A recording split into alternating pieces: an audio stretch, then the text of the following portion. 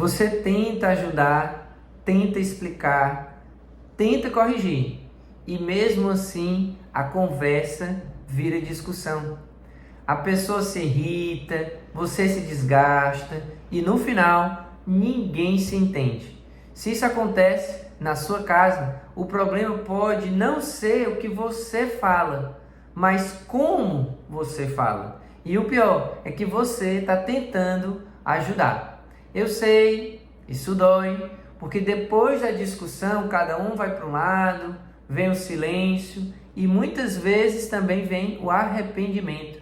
Você pensa, eu não queria ter falado assim, eu não queria ter falado aquela coisa ou então daquela forma, mas ao mesmo tempo você está cansado, eu sei, sobrecarregado, tentando dar conta de tudo. Talvez você seja casado e tem que dar conta do relacionamento, além de dar conta da casa, talvez você tenha filhos que ainda precisam de você e ainda surgiu um idoso que hoje está sob a sua responsabilidade.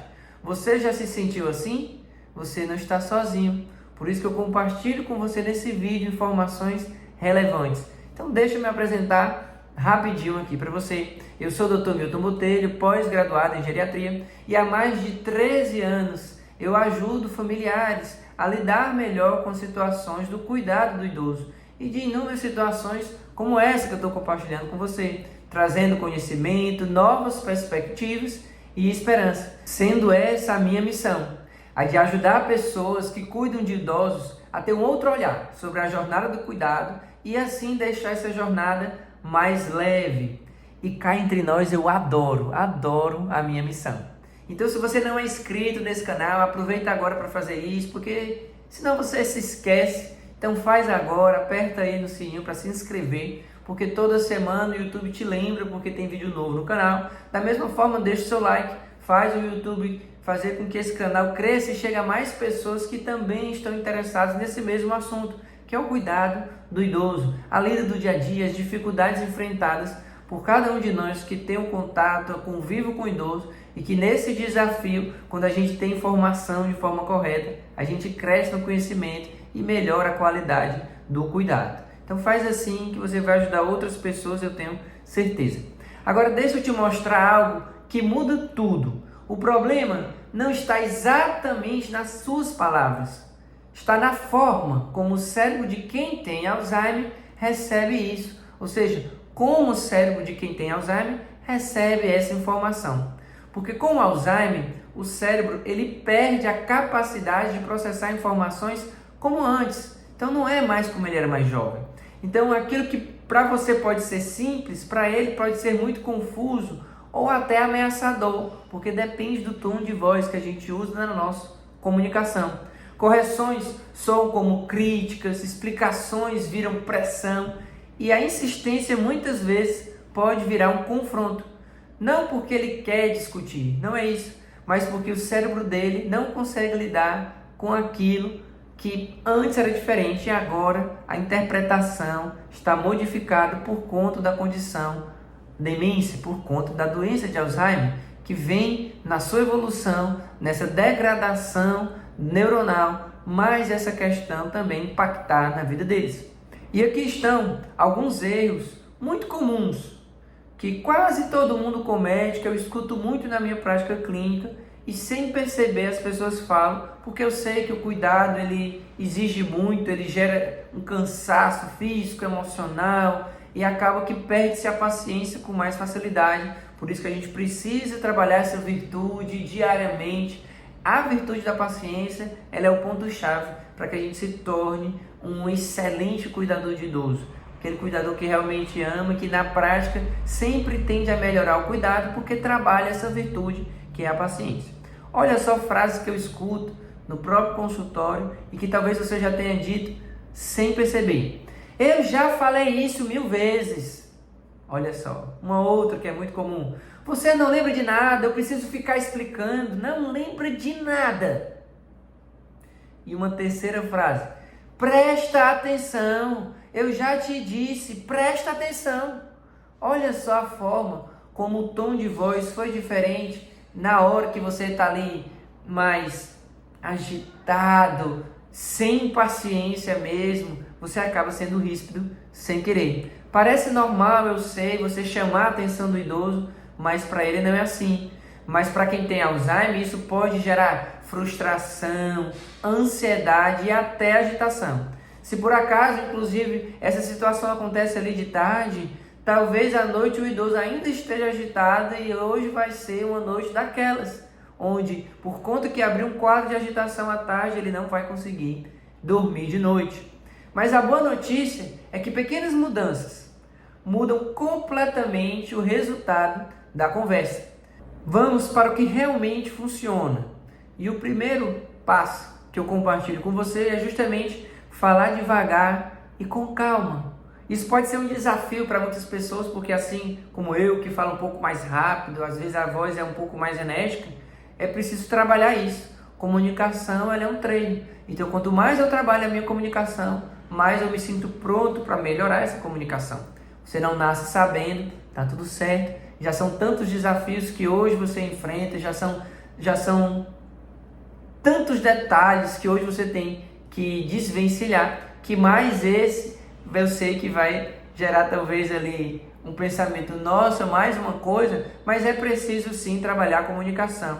Porque quando você fala com um tom mais baixo, mais suave, esse seu tom ele comunica muito mais do que as palavras que são proferidas. A comunicação, então, ela é mais assertiva pelo tom da voz com que você se comunica com o idoso do que pelas palavras que você utiliza. Não é o conteúdo, tantas vezes, mas sim o tom da voz que você imprimiu ali na hora de falar. E aí eu sei que para muitos é um desafio, porque como eu falo mais rápido, falo num tom mais alto, é preciso então que a gente se trabalhe para poder conseguir lidar com essa situação, conseguir se comunicar melhor e ser melhor acolhido pelo idoso. Isso vai fazer toda a diferença.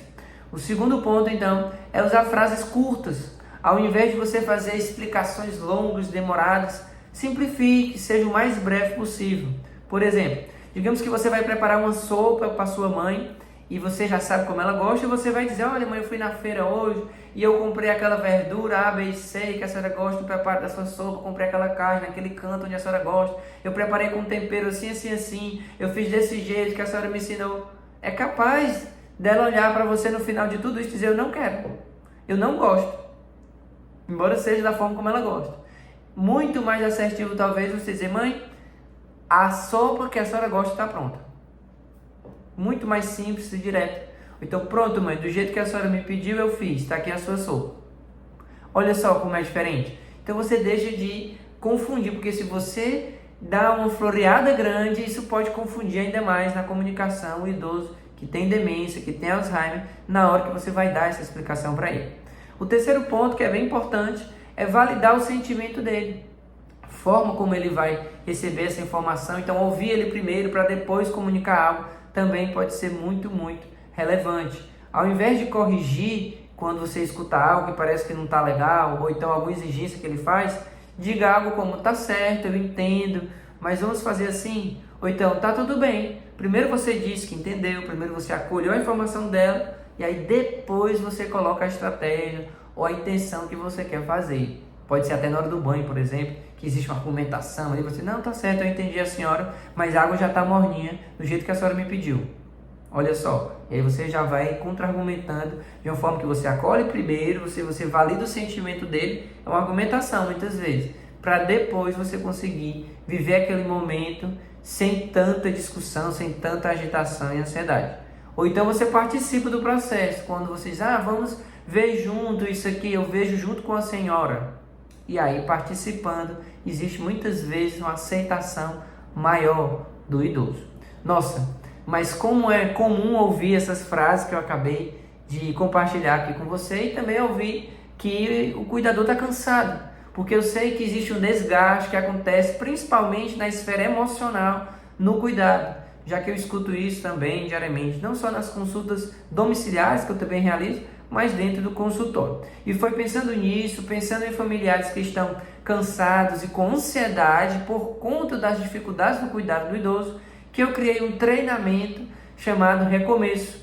Você consegue ter acesso a esse treinamento, entender como ele funciona na descrição desse vídeo logo aqui abaixo. Então quando terminar o vídeo, você vai lá na descrição e confere. Porque se fizer sentido para você, você entendendo o que é o treinamento, você vai fazer, eu tenho certeza. Porque o que é esse treinamento? São aulas onde ali a cada aula eu trago orientações práticas com exercícios para você, que você colocando em prática, você vive o seu autoconhecimento, vai começar a entender quais são os gatilhos que mais te geram ansiedade, inclusive vai montar uma estratégia para diminuir o risco e a chance de acontecer novas crises de ansiedade. Você vai se trabalhar então para melhorar essa condição. É como se você se tornasse meu paciente, pois você vai me acompanhar ali durante os dias, já que a ideia não é fazer o treinamento todo de uma vez, mas a cada dia uma aula ou a cada 2 dias uma aula para poder dar tempo de você viver os exercícios e construir a sua estrutura individual de melhora e de lida melhor com a ansiedade. Eu sei que vale muito a pena e você vai gostar. Voltando aqui então para o quarto ponto, que é bem importante e esse é poderoso, é o redirecionamento. Ou seja, ao invés de ficar no mesmo ponto e querendo contra-argumentar sempre com a mesma coisa, com o idoso que tem Alzheimer, você muda o foco. A mudança de foco faz com que ele esqueça aquela primeira informação, que ele está fixo, pensando ali, e aí você abre um outro olhar, uma outra coisa ali naquele momento, e aí acaba que ele esquece aquela primeira, e você consegue muitas vezes solucionar uma possível agitação, uma possível angústia maior ali, de algo que ele queria saber repetidamente. E aí você pode dizer de forma diferente, assim, ao invés de dizer, você está errado, isso está errado, você pode dizer, olha, sou eu, mamãe, eu sou filho fulano, vamos fazer assim. Você acolhe ela primeiro, diz até quem é, deixa ela mais calma, informando quem é você e vai participar junto com ela. Ou então, que tal tentar dessa outra forma? O que é que a senhora acha, olha aí, incluiu o idoso, da gente fazer assim? E aí coloca. Ou então, responde o idoso, vamos dizer que ele está a cada 5 minutos perguntando sobre o último remédio do dia, que é às 6 horas, por exemplo. E aí você diz, não, é às 6 horas, não, está quase no horário. E aí você aproveita o gancho, vamos fazer essa outra coisa aqui. Enquanto não chega o horário, vamos fazer isso aqui, me ajude com essa outra coisa. Pronto, você mudou o foco e ele vai deixar de ficar fixo, com o pensamento fixo, naquela questão do remédio que é às 6 horas, por exemplo. Eu trago ainda mais 2 exemplos para você refletir comigo de como a gente pode fazer diferente. Olha só a diferença da primeira e da segunda frase querendo dizer a mesma coisa. Quando você diz assim, eu já falei isso 1000 vezes, é diferente de você dizer, tudo bem, eu explico para o senhor, eu explico para a senhora de novo. Então vamos sentar aqui. Sentado a gente entende melhor. Você pode pegar um papel e desenhar junto com ele, pedir para ele escrever ou desenhar alguma coisa. Isso faz com que já mude um pouco a forma como ele está sendo contra-argumentado. Outra coisa é assim, outra frase que é comum. Você está confundindo tudo, presta atenção. Não está prestando atenção, está confundindo tudo. Em vez de fazer isso, você acolhe ele e diz assim, olha, vamos fazer juntos, com calma, que vai dar certo. Eu sei que é difícil. Não é nada fácil, gente, é muito difícil. Mas a gente precisa trabalhar isso, porque a nossa população envelhece. Cada um de nós um dia também vai envelhecer. Então, se hoje eu gasto tempo e energia minha aprimorando esse lado da paciência, a gente sim vai conseguir melhorar a nossa comunicação, a forma como a gente vai lidar nessas situações, por exemplo, que eu estou aqui conversando com você. Então percebe, você está mudando as palavras, o tom de voz ele é diferente, você fala um pouco mais devagar e aí você está mudando a experiência emocional da pessoa que está recebendo essa informação, a sua comunicação. Na verdade, então, muda a experiência emocional do idoso, que hoje você é responsável, que talvez tenha aí demência ou a doença de Alzheimer, que é a demência mais conhecida. Mas me diz uma coisa, se você já passou por essa situação de dizer algo que não queria dizer, ou alguma forma que você falou e que depois te causou ali um arrependimento, um sentimento de culpa, porque gerou agitação no idoso, me conta como você se sentiu, o que você fez, escreve aqui nos comentários desse vídeo, porque eu sei que o seu comentário ele é muito relevante, porque o seu testemunho ele ajuda outras pessoas a se perceberem também nas mesmas dificuldades do cuidado. faz com que as pessoas percebam que elas não estão enfrentando as mesmas dificuldades, cometendo erros semelhantes. E aí quando você compartilha a sua história, quando você coloca aqui o seu testemunho, acaba que você ajuda outras pessoas sem perceber, porque o seu testemunho muitas vezes é encarregado de soluções que outras pessoas não pensaram. Nós acabamos que crescemos juntos. Eu também leio todos os comentários, comento em cima do seu comentário, inclusive isso pode gerar novos vídeos aqui dentro do canal, bem relevantes, de acordo com as necessidades e as dúvidas que você tem também. Então deixa eu te dizer algo que é muito importante.